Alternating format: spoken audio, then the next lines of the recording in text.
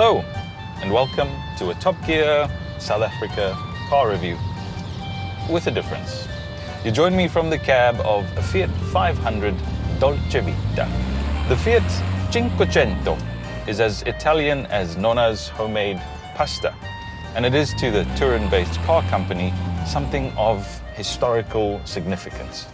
It was built in 1957 and it was pretty much the people's car of Italy. It was built small and it was built cheap. The fact that it had a fabric roof was simply down to cost, not down to the lifestyle that comes with it. Not like it is today where you've got a soft top and a hard top option. So we decided to go to Italy to review it. Okay, not really, but as close as we're gonna get to Italy in sunny South Africa. Ladies and gentlemen, welcome to Montecasino. Montecasino was built just over 2 decades ago, and the engineers modeled it on a proper Italian village. They flew to Italy, traveled around, took many pictures, studied the architecture, and then came back to replicate that right here in the heart of Joburg. My goal for the day is to explore Little Italy in Joburg and find me a great gelato and a great cup of coffee.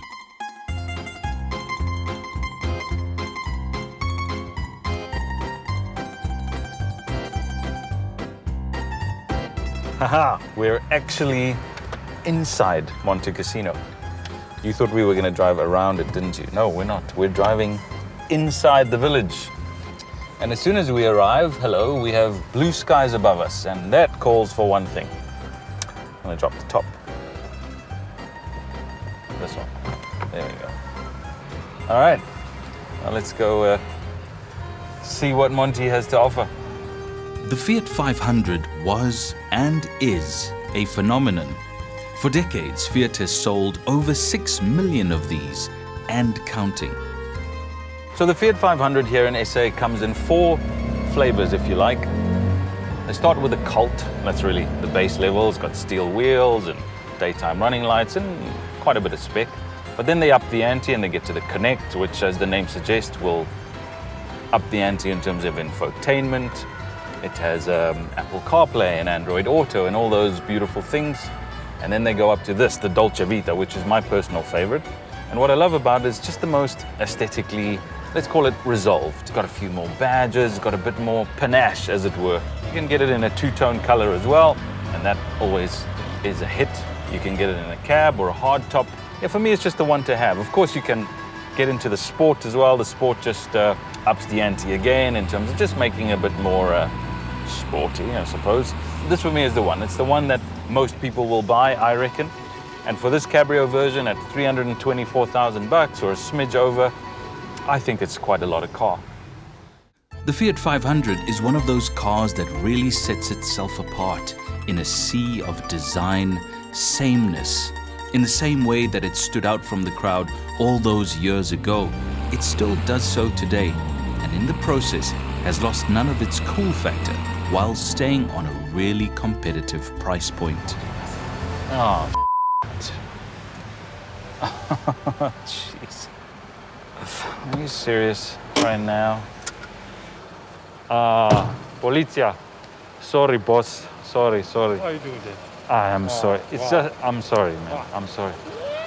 I know. I'm sorry, man. It's just the car is so fast. Next time. Next time. Next time. Thanks, man. Next time. Thanks. Like, No, I know. not Your place. No, I understand. I understand. No, sorry, boss. Sorry. Just dodged a bullet there. So, in the heat of that little moment, I found me some gelato.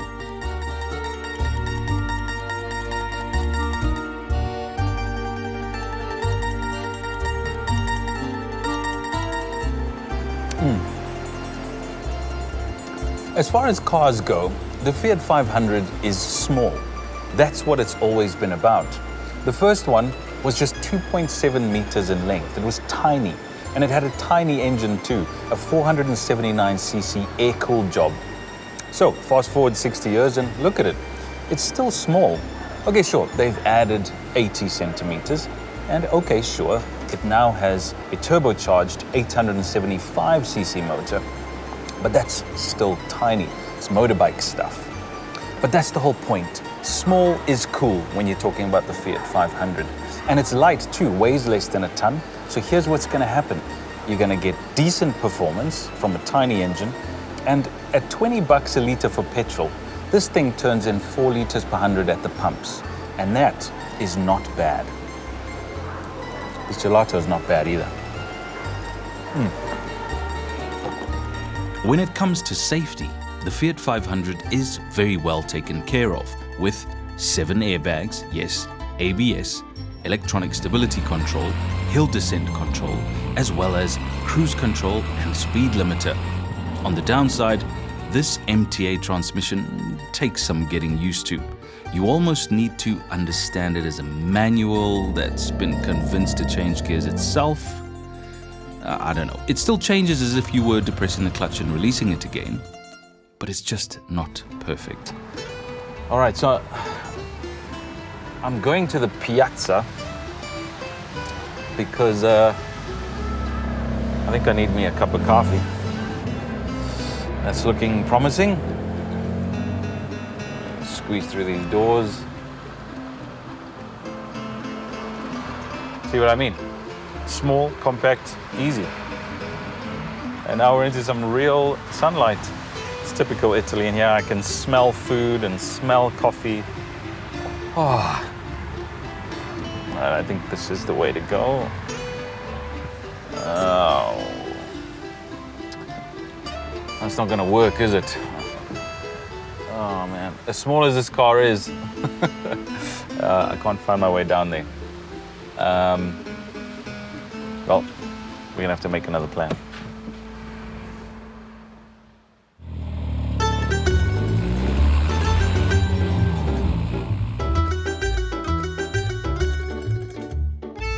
All right, so Monty's given us another access point to the piazza. It's a bit of a tight squeeze, but I think we'll be able to break out into the outside. Yeah. All right, and we're through into not entirely blue skies, but a cloudy Johannesburg sky.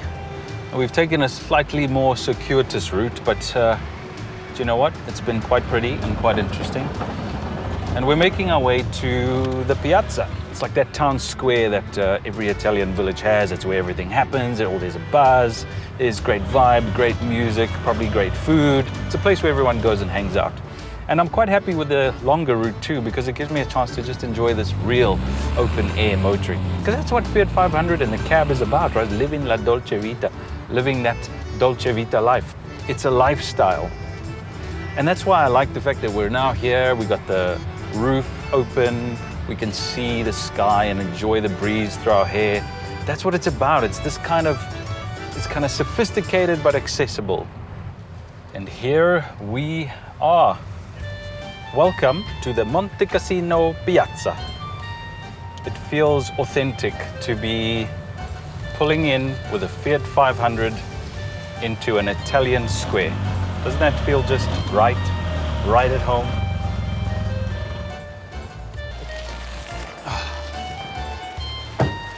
The Fiat 500 is the modern interpretation of an Italian icon.